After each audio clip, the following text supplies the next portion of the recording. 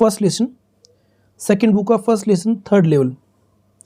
तो उसके MCQ देखते हैं। The narrator was talking about the third level of, तो ये नरेटर जो है वो कौन से थर्ड लेवल की बात कर रहा था? तो इसका आंसर है ग्रैंड सेंट्रल स्टेशन, यानी नरेटर जो है ग्रैंड सेंट्रल स्टेशन की बात कर रहा है कि उस पर थर्ड लेवल था, जो कि इमेजिनेशन है, नहीं था असल में। फिर सेकंड है who was talking about the third level, और थर्ड लेवल के बारे में बात कौन कर रहा था? तो वो चार्ली कर रहा था, जिसके बारे में ये लेसन है। चार्ली जो कि ये बात कर रहा था। इसमें सैम कौन है? सैम उसका फ्रेंड, साइकाट्रिस्ट। तो फिर से who was talking about the third level? Charlie. इसके बाद है the third level was, third level क्या था? तो थर्ड लेवल था an imaginary underground railway platform, यानी एक रेलवे प्लेटफॉर्म था जो कि बेसमेंट में बना हुआ था, अंडरग्राउंड था, जो कि एक इमेजिनरी था, यानी उसमें वास्तव में था नहीं, एक इमेजिनेशन, कल्पना थी उसकी, चार्ली की। फिर है Charlie got a letter from, तो चार्ली को पत्र मिलता है, तो किससे पत्र मिलता है? तो उसके फ्रेंड से, हिज फ्रेंड, ओके। उसका फ्रेंड जो होता है सैम, उसके यहाँ से उसको पत्र मिलता है, यानी सैम उसको पत्र लिखता है। फिर है what was the date on the newspaper which Charlie saw at the third level, यानी न्यूज़पेपर पे कौन सी डेट थी जो चार्ली ने थर्ड लेवल पे देखी? तो इसमें 11 जून 1894, तो ये डेट थी। फिर है the letter which Charlie received from his friend Sam was dated, यानी जो सैम से लेटर प्राप्त हुआ उस पर कौन सी डेट थी? तो उस पर लिखी हुई थी जुलाई 18, 1894। फिर पूछा गया है कि सैम वॉज एलन, यानी क्या था? Elon psychiatrist. सैम क्या था? साइकाइट्रिस्ट, यानी मनोचिकित्सक था। और चार्ली वॉज सफरिंग फ्रॉम, यानी चार्ली किस चीज़ से सफ़र कर रहा था, किस चीज़ से ग्रसित था? स्ट्रेस, स्ट्रेस से, यानी तनाव से, तनाव से ग्रसित था वो, मतलब वरी और जो भी घरेलू चीज़ें रहती हैं तो उनसे ग्रसित था, और वो बाहर निकलने की कोशिश कर रहा था, पर वो इमेजिनरी चीज़ों में चला जाता है। तो चार्लीज़ वाइफ वॉच, यानी चार्ली की वाइफ कौन थी? तो Charlie's wife watch Louisa, Louisa नाम था उसका। तो ये क्वेश्चन, ये लेसन में है सब कुछ। The stamp had the picture of president, जो टिकट थी, टिकट स्टैम्प वगैरह थी, उनके ऊपर किसकी तस्वीर बनी हुई थी? तो प्रेसिडेंट की बनी हुई थी, जो कि गारफील्ड की, गारफील्ड। फिर है how many dollars did the narrator withdraw from the bank, तो कितने डॉलर नरेटर ने बैंक से निकाले? कितने डॉलर निकाले? तो 300। जब उसको ओल्ड करेंसी में एक्सचेंज करना था तो उस समय उसने कितने डॉलर निकाले थे? 300। फिर है how many dollars did Charlie's friend Sam withdraw from his account, और कितने डॉलर चार्ली के फ्रेंड ने, कौन था फ्रेंड? सैम, उसने विदड्रॉ किए यानी निकाले अपने अकाउंट से, तो 800। फिर है what was the title of the newspaper which Charlie found at the third level, तो जो न्यूज़पेपर थर्ड लेवल पे चार्ली को मिला उसका टाइटल क्या था, यानी शीर्षक क्या था? कौन सा न्यूज़पेपर था? तो वो था द वर्ल्ड, द वर्ल्ड। और according to Sam's letter the people were singing the following song, तो सैम के पत्र के अनुसार जो लोग थे वहाँ पे वो कौन सा सॉन्ग गा रहे थे? तो वो थे सीइंग नेली होम, सीइंग नेली होम नाम से एक सॉन्ग था, तो वो गा रहे थे। फिर है Sam was at the third level for, यानी सैम थर्ड लेवल पे कब से था? तो वो 2 वीक्स, यानी 2 सप्ताह से, 2 वीक्स। तो अब सेकंड लेसन देखते हैं। सेकंड लेसन में देखते हैं जो कि है the tiger king. The story the tiger king is about the king of, तो ये जो स्टोरी है टाइगर किंग, ये किस राजा के बारे में है? कहाँ का राजा था वो? तो वो था प्रतिबंधपुरम का, प्रतिबंधपुरम। और the tiger king became king at the age of, तो कौन सी एज में टाइगर किंग जो है राजा बन गए थे, तो वो है 20 ईयर्स, यानी 20 साल की उम्र में राजा बन गए थे। The king could fight with tigers, tigers के साथ में किंग ने फाइट की, तो कैसे फाइट की, with A stick only, with A short only, with arms, यानी विद आर्म्स, यानी एक बार उनका निशाना चूक गया था तो उन्होंने बेयर हैंड से, यानी बिना गन के उन्होंने फाइट की थी। फर्स्ट टाइम जब आप पढ़ोगे तो शुरुआत में जब फर्स्ट टाइम वो किल करता है तो उस टाइम पे वो बताया गया है, तो बिना किसी गन के उन्होंने हाथों से फाइट की थी।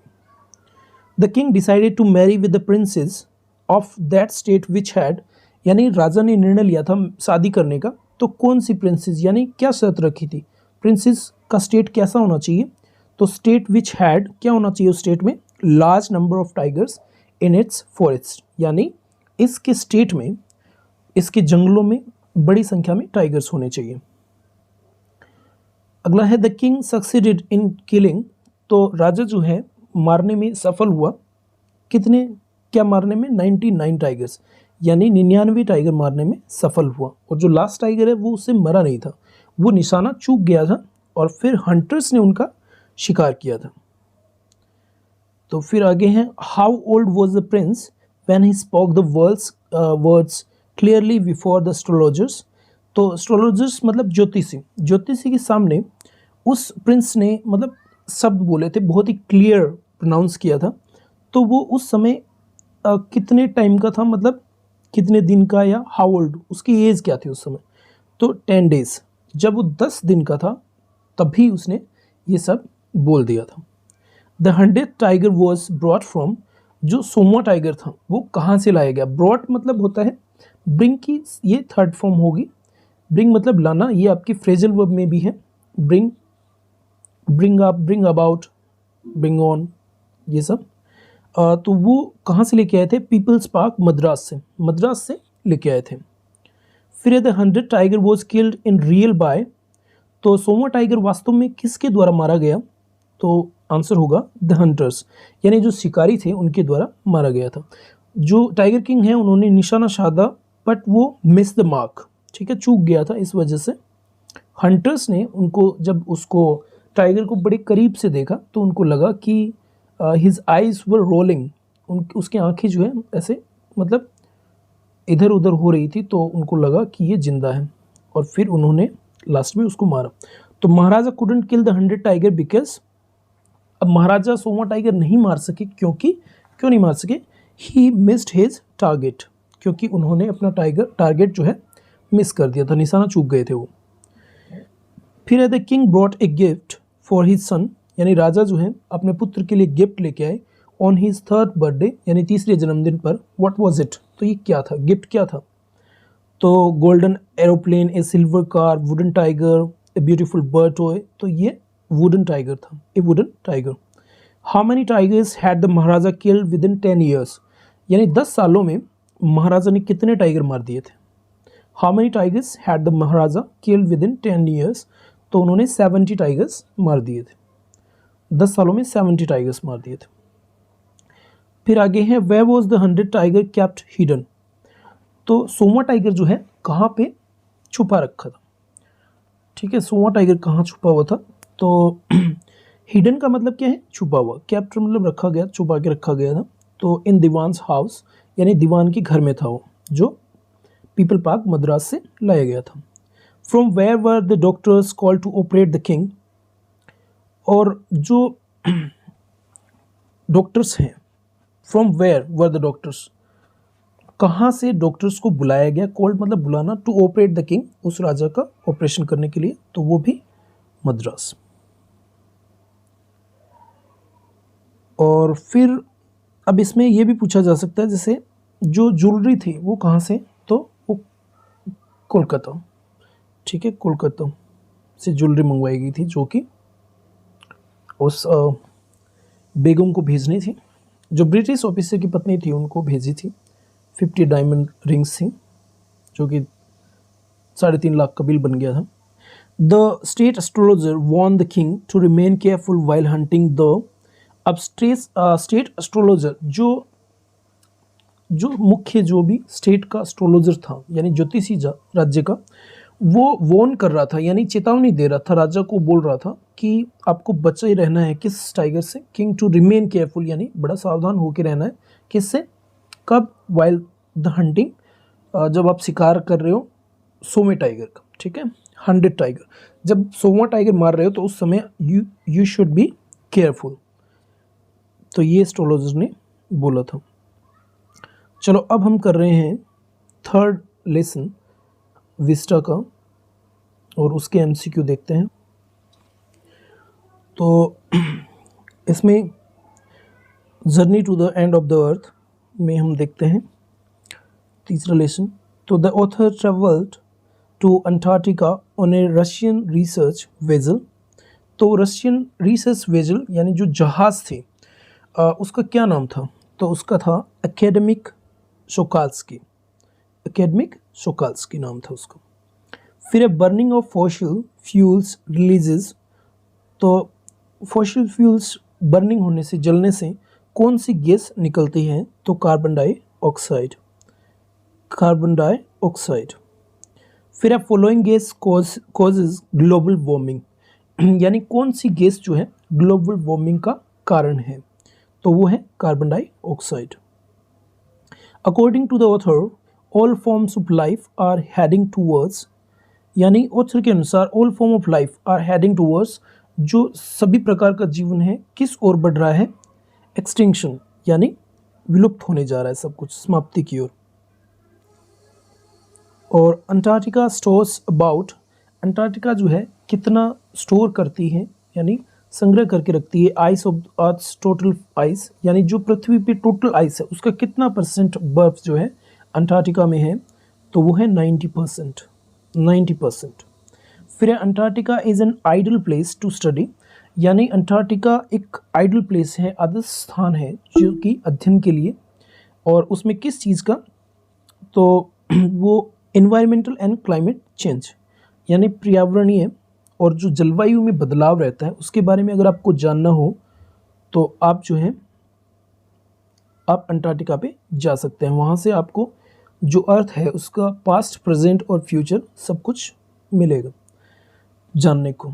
Students on ice program was headed by, यानी स्टूडेंट ऑन आइस प्रोग्राम जो हुआ था ये किसके द्वारा लीड किया जा रहा था, यानी कौन उसको आगे हेड बन के परफॉर्म करवा रहा था?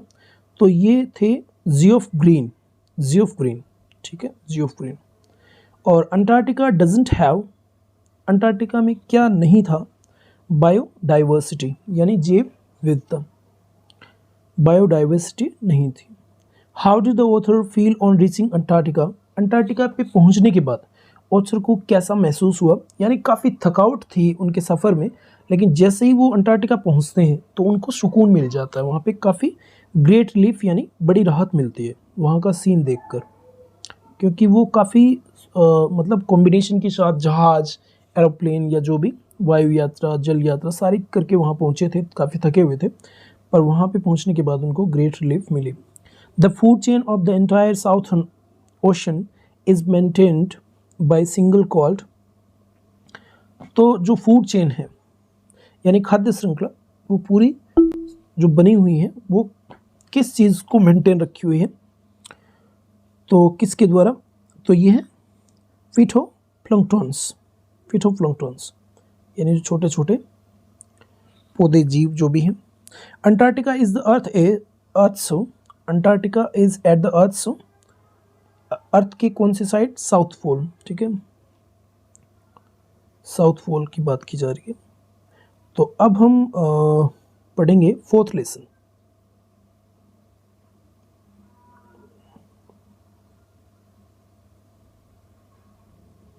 फोर्थ लेसन है enemy, the enemy.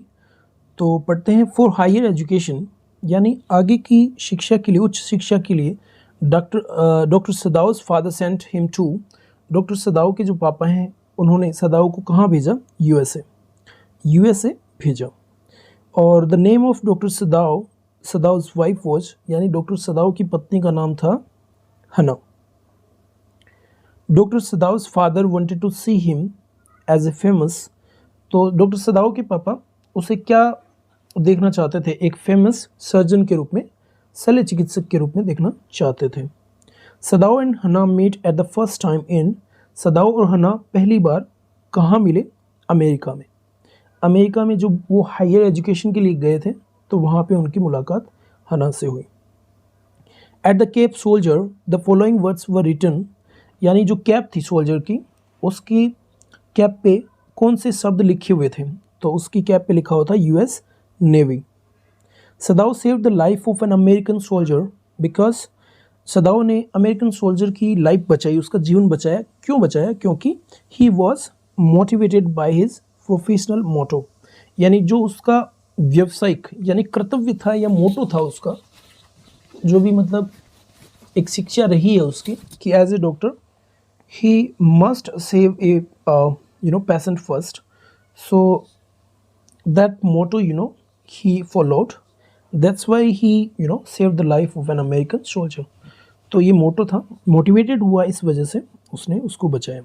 Yumi was the name of, Yumi किसका नाम था? यूमी था मैड सर्वेंट एट सदाउस हाउस, सदाउ के हाउस में जो मैड सर्वेंट थी यानी जो काम करने वाली औरत थी, तो उसका नाम था यूमी, जो कि बच्चों की देखभाल करती थी। और उसको ही बोला गया था कि उसको प्रिजन जो था मतलब प्रिजनर, तो उसको वॉश करने के लिए बोला गया था कि इसको इसके घाव वगैरह वॉश कर देगी, पर उसने मना कर दिया था। फिर उसके बाद सारे नौकर चले गए थे, फिर अंत में वापस भी आ गए थे। What did doctor Sadao call his patient while operating them, यानी what did doctor Sadao call his patients, यानी अपने पेशेंट्स को सदाओ क्या बोलते थे? वाइल ऑपरेटिंग हिम और ऑपरेटिंग दैम, जब उनका ऑपरेशन करते थे उस दौरान, तो वो माई फ्रेंड बोलते थे, my friend. What was the name of American soldier, American soldier का नाम क्या था? जो अमेरिकन सोल्जर जिसका सदाओ ने इलाज किया उसका नाम क्या था? उसका नाम था Tom. Hana asked her servant Yumi to, Hana ने अपने सर्वेंट यूमी को क्या बोला था? Wash the wound of the soldier, wound का मतलब क्या होता है? घाव, सोल्जर के घाव को वॉश करने के लिए बोला था। What was the reaction of Sadao's family servants when he decided to help the soldier, तो व्हाट वाज द रिएक्शन यानी क्या प्रतिक्रिया रही होगी ऑफ सदाउस फैमिली सर्वेंट, यानी सदाओ के जो परिवार में सर्वेंट थे, when he decided to help the soldier, जब सदाओ ने निर्णय लिया कि वो सोल्जर की मदद करेगा, तो उनका क्या रिएक्शन था नौकर लोगों का? तो दे वर अनहैप्पी एंड फ्राइटन, तो वो लोग क्या है? नाखुश थे, वो नाराज थे इस बात से, एंड फ्राइटन यानी डरे हुए भी थे। What is your opinion regarding the decision of both Sadao family and it's servants, तो मतलब आपको बताना है कि आपके अनुसार किसका डिसीजन सही था, सदाओ का या उसकी फैमिली का, या मतलब फैमिली नहीं और उसके नौकर लोगों का। तो इसमें both were at right track, यानी दोनों ही सही थे, क्योंकि सदाओ का डिसीजन इसलिए सही था क्योंकि वो एक डॉक्टर था। As a doctor he should help the patient and save the patient. And second thing like servant थे, तो वो देश प्रेम की भावना दर्शा रहे थे कि एक मतलब दुश्मन को पनाह नहीं देनी चाहिए, तो इस वजह से वो था। चलो अब पढ़ते हैं नेक्स्ट लेसन। अब 5th लेसन पढ़ रहे हैं।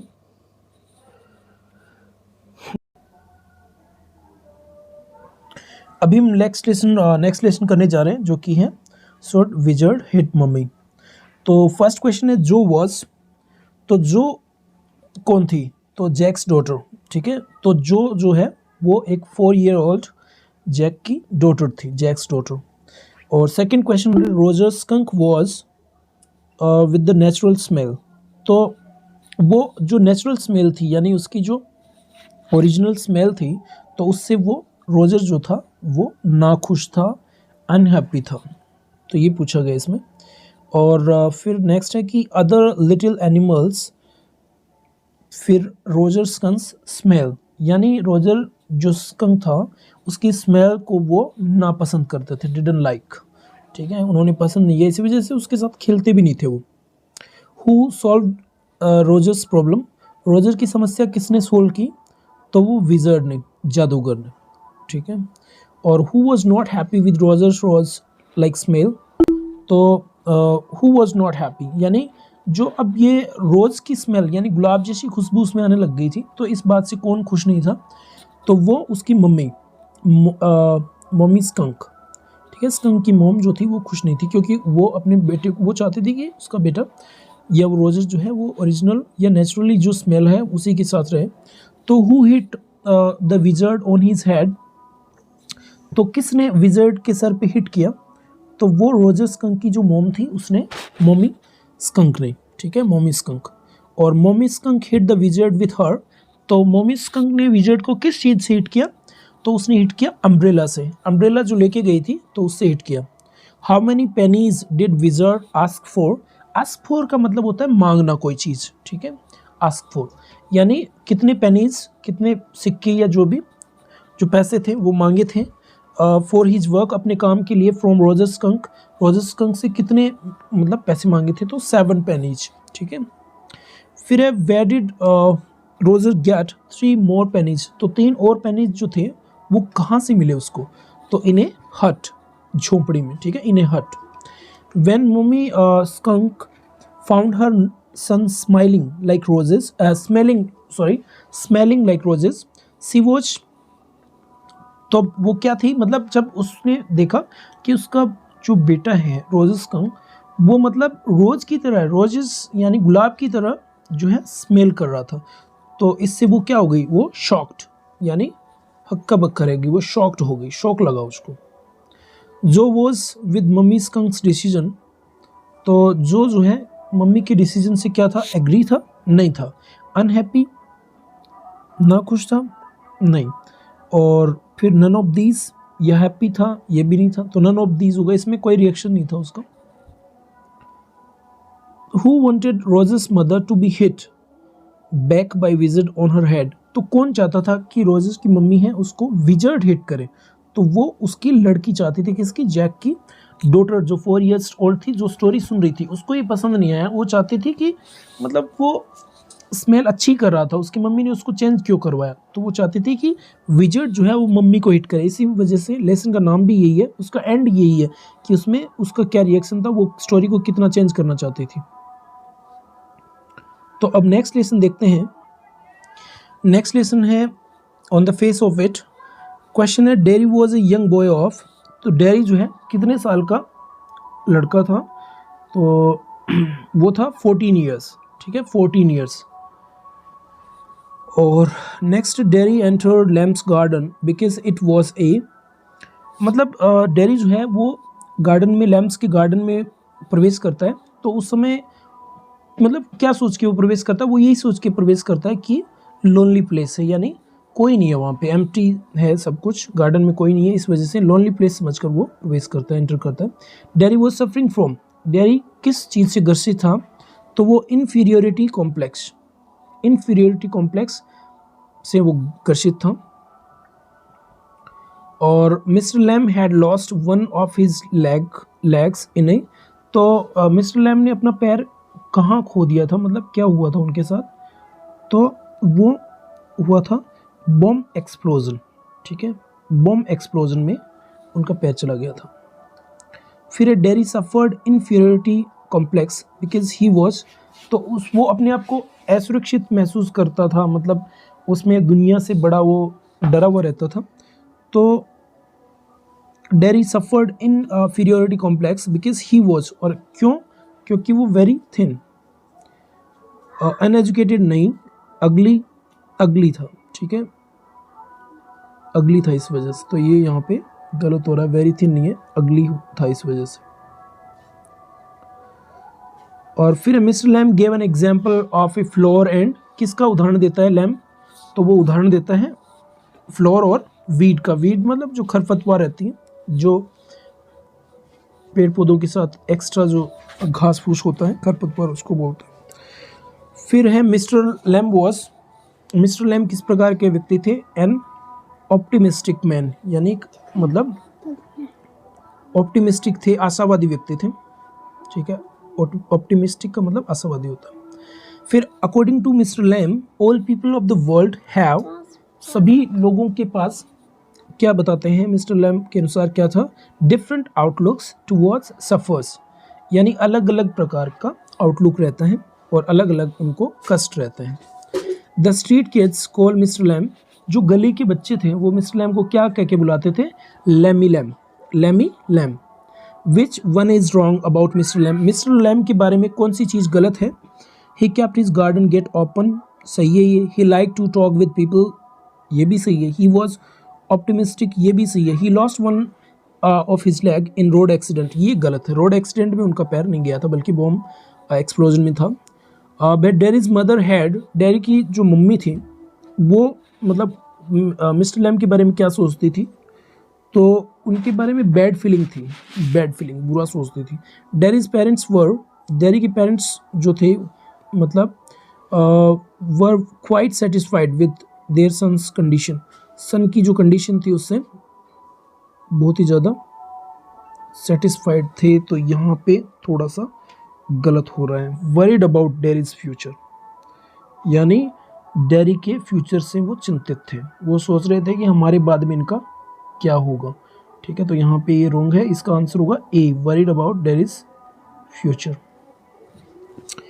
फिर अगला लेसन देखते हैं। नेक्स्ट लेसन है इवांस ट्राइज ओ लेवल। तो इसमें पूछा गया है the governors unusual request was about, तो जो अनयूजुअल मतलब असाधारण जो रिक्वेस्ट थी वो किसके बारे में थी? ए प्रिजनर, एक प्रिजनर के बारे में, यानी एक कैदी के बारे में थी। Evans wanted to take exam in, Evans किस बात का एग्ज़ाम देना चाहता था, किस चीज़ का एग्ज़ाम? तो ओ लेवल जर्मन का, यानी बेसिक चीज़ें जर्मन की जो रहती है उसके बारे में एग्ज़ाम दे रहा था वो। Governor told that there was no record of violence against, तो वायलेंस यानी अहिंसा से संबंधित जो हिंसक प्रवृत्ति होती है, हिंसक, अहिंसा तो नॉन वायलेंस होता है, हिंसक प्रवृत्ति यानी कोई ऐसा कोई वायलेंस से संबंधित कोई काम, तो वो किसके बारे में? तो इवांस के बारे में। तो इसमें आंसर हो गया इवांस। फिर है Evans was non for, Evans किस बात के लिए जाना जाता था? तो एस्केपिंग फ्रॉम जेल, यानी जेल से भागने के लिए वो कुख्यात था, मतलब विख्यात था, जानते थे लोग उसको कि ये भाग जाता है, क्योंकि 3 बार पहले भी भाग चुका था और लास्ट टाइम फिर चौथी बार भाग जाता हूँ। About what thing did Ivan say that it was lucky for him, और किस चीज़ के लिए? अबाउट वॉट थिंग यानी किस चीज़ के लिए इवान से इवान कहता है that it was lucky for him, कि ये उसके लिए लकी है। तो वो हैट जो उसने पहन रखी थी कि ये मेरी लकी है, ये वो क्यों बोलता है ऐसा? क्योंकि उसने बाल काट रखे थे और वो छुपा रखे थे कटे हुए बाल, तो इस वजह से वो बोलता है कि ये मेरे लिए लकी है, और वो हटवाते भी नहीं है। लास्ट में फिर पता चलता है वो उनका। Who was appointed invigilator for Evans exam, तो किस बंदे को मतलब किसको अपॉइंट किया जाता है, नियुक्त किया जाता है इनविजिलेटर के रूप में इवान्स के लिए? तो मैक्लेरी नाम से जो इनविजिलेटर आते हैं एग्ज़ाम जो है वो दिलवाने के लिए, जो भी। आफ्टर री अरेस्टिंग इवान्स, यानी इवान्स को फिर से गिरफ्तार करने के बाद the governor made him sit in a, वो गवर्नर जो है वो उसको किस में बिठाता है? तो उसको प्रिजन वैन में बिठाता है। The invigilator asked Evans to write the name of the paper in the, तो इनविजिलेटर जो होता है वो इवान को क्या बोलता है? अपना नाम लिखने के लिए कहाँ पे लिखने को बोलता है? पेपर के टॉप लेफ्ट हैंड कॉर्नर में, यानी ऊपर की साइड में लेफ्ट हैंड कॉर्नर पे। There was a small rubber ring in the invigilator's, तो एक रबर रिंग लेके आया था मैक्लेरी, तो वो इनविजिलेटर जब बन के आया तो उसमें क्या था, मतलब जो रबर रिंग थी वो कहाँ थी? तो उसके सूटकेस में थी। जब उसने जैक्सन ने चेक किया था तो उसमें सूटकेस में मिला हो। The rubber ring was filled with, rubber ring किस चीज़ से भरी हुई थी? रबर रिंग भरी हुई थी पिग्स ब्लड, पिग का ब्लड था, पिग मतलब सूअर होता है, उसका ब्लड था, और वो बहुत ही ज़्यादा मतलब ठोस हो रहा था। उसमें ह्यूमन का ब्लड मिक्स किया जाता है तब जाके वो लिक्विड फॉर्म में रहता है। तो आगे पूछा गया when Evans opened his room in the hotel he found sitting there, तो इवान जब होटल का रूम ओपन करता है तो वहाँ पे किसको बैठा हुआ पाता है? तो वहाँ पे बैठे थे गवर्नर ऑफ प्रिजन, यानी जो जेल के गवर्नर थे वो बैठे हुए थे। फिर the important call received by governor during exam of Evans was from, तो जो एक इम्पोर्टेंट कॉल आई थी जो गवर्नर ने रिसीव की थी, और वो ड्यूरिंग एग्जाम यानी एग्जाम के टाइम में, इवान का जब एग्ज़ाम हो रहा था तो उस टाइम में, तो वो कॉल कहाँ से आई थी? तो द मजिस्ट्रेट कोर्ट, तो ये मजिस्ट्रेट कोर्ट से नहीं आई थी, ये आई थी the board of examination.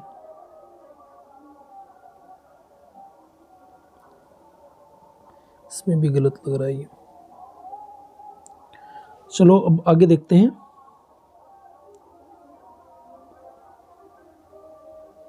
Next lesson, last lesson बचा हुआ है, वो करते हैं। अब हम लास्ट लेसन कर रहे हैं। लास्ट लेसन मतलब इस बुक का लास्ट लेसन। लास्ट लेसन नाम नहीं है लेसन का। ओके, तो लेसन का नाम है मेमोरीज ऑफ चाइल्डहुड। तो इसमें 2 स्टोरी हैं, एक जितक्लासा की, ठीक है, और एक बामा की। तो एक तो मतलब दलित चीज़ों से संबंधित है, अनटचेबिलिटी से, अछूत से, और दूसरा है थोड़ा सा जो डिस्क्रिमिनेशन हो रहा है इंडियन गर्ल्स के साथ, तो उसके बारे में। तो इसमें जानते हैं। Zitkala Sa was an Indian in, Zitkala Sa एक इंडियन थी, कहाँ पे? अमेरिका में, in America. Zitkala Sa wanted to keep her hair, Zitkala Sa चाहती थी अपने बालों को लंबा रखना, ठीक है, तो लॉन्ग। और who inform Zitkala Sa about the cutting of her hair, यानी किसने सूचना दी जितक्लासा को कि उसके बाल कटने वाले हैं? तो उसकी जो फ्रेंड थी जिडविन, जिडविन ने ये सूचना दी उसको। जितक्लासा हिड हरसेल्फ, यानी जितक्लासा ने छुपा दिया खुद को इन ए डार्क रूम, अपने एक रूम में, डार्क रूम में यानी अंधेरे से भरे हुए रूम में, because she didn't want to, वो नहीं चाहती थी, क्या नहीं चाहती थी? गेट हर हेयर कट, यानी अपने बाल नहीं कटवाना चाहती थी। बामा was a young girl studying in class, कौन सी क्लास में बामा पढ़ रही थी? तो बामा 3rd क्लास में। बामा बिलोंग्ड टू सो कॉल्ड, बामा कौन सी मतलब जगह से बिलोंग करती थी या कौन सी कास्ट से? तो लोअर कास्ट, ठीक है, लोअर कास्ट से, यानी निम्न वर्ग से बिलोंग करती थी। वन डे बामा सो एन एल्डरली पर्सन कैरिंग, एक दिन बामा ने देखा एक बुजुर्ग व्यक्ति जो है वो लेके जा रहा था, कैरिंग मतलब लेके जाना, क्या लेके जा रहा था? एक food pocket, food packet, okay, एक फूड पैकेट, यानी एक पैकेट था जिसमें फूड था। हु टोल्ड बामा अबाउट अनटचेबिलिटी, यानी किसने बामा को अछूत के बारे में बताया कि ऐसी चीज़ें जो छूने के लिए नहीं होती हैं, जो बड़े लोग जो हैं छोटे लोगों को छूने नहीं देते, या जो छुआछूत की जो भेदभाव, छुआछूत का जो भेदभाव था, वो चीज़ें, उनके बारे में। तो हर ब्रदर, उसके भाई ने उसको बताया कि वो इस वजह से, कब बताया? जब उसने उस बुजुर्ग को देखा, वो बुजुर्ग जो है वो पैकेट लेके जा रहा है, उसमें फूड है और उसको बहुत स्ट्रिंग से मतलब पकड़ रखा है, तो उसको हंसी आई थी। पर जब वो भाई से बात करती है तो भाई उसको बताता है कि वो इस वजह से नहीं छू रहा था उसको। नोइंग अबाउट कास्ट डिस्क्रिमिनेशन, यानी जो जातीय भेदभाव है वो जानते हुए बामा बिकेम, ये जानकर क्या होगी? बिकेम मतलब हो गई वो एंग्री होगी, यानी गुस्से में आ जाती है। जितक्लासा केप्ट ऑन शैकिंग हर हेड, जितक्लासा अपना सर हिलाती रही, वाइल, कब, किस दौरान? गेटिंग कट हर हेयर, जब उसके बाल कट रहे थे उस टाइम वो सर हिला रही थी। और जैसे ही सीजर की जो टच उसको महसूस होती है, वैसे ही वो एकदम स्तब्ध रह जाती है, स्थिर हो जाती है, फिर वो उसकी जो चोटी है वो कट जाती है, पेल। तो इस प्रकार से आगे, Zitkala Sa felt like sinking on the floor when she was walking to the, तो जितक्लासा जो है वो ऐसे फील कर रही थी जैसे वो एकदम उसमें घुस गई हो, डूब गई हो फ्लोर में। When she was walking to, जब वो जा रही थी, कहाँ जा रही थी? Dining hall. तो जब डाइनिंग हॉल पे जाते हैं तो उसमें उसके साथ ऐसा सीन होता है जैसे वो एकदम से नई होती है, तो उसको वहाँ का कुछ पता नहीं होता है। तो वहाँ पे जब देखती हैं लड़कियों को, मतलब अलग यूनिफॉर्म है और उसने एक शॉल पहन रखा था, वो भी हटा दिया जाता है उस लेडी द्वारा, और वहाँ पे भी बहुत बुरा मतलब उसके साथ होता है। तो ये आपने शायद लेसन पढ़ा होगा। तो ये इम्पोर्टेंट MCQs थे जो कि हमें देखने हैं। एक बार आप ये वीडियो देखोगे, उसके बाद फिर से देखोगे, 2 बार देखने से आपको शायद ये सारे याद हो जाएंगे, और ये इम्पोर्टेंट है, इन्हीं में से आपको मिल जाएंगे। अगर इनके इर्द गिर्द भी कुछ रहता है तब भी आप आसानी से कर पाओगे, क्योंकि इतना जानने के बाद आप जो छोटे वाले क्वेश्चन है वो भी आप कर सकते हो, क्योंकि ये जो चीज़ें हैं ये अगर आपके ध्यान में है कौन क्या था, तो definitely you will get 2 marks, जो कि आपके 2 मार्क्स के जो क्वेश्चन रहेंगे तो उसमें ये कर सकते हो। तो ठीक है, फिर ये आप फिर से देखना। I hope you will understand everything. मिलते हैं अगले वीडियो में। Thank you.